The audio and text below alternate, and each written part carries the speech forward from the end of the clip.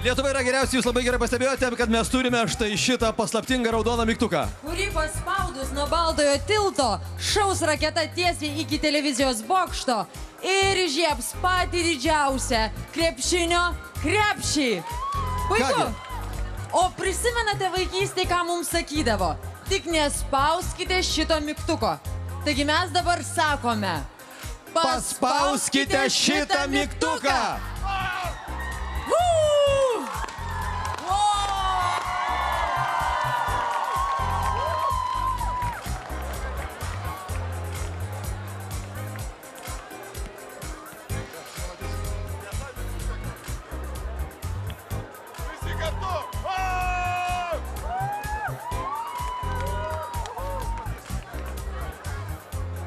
Jau dega.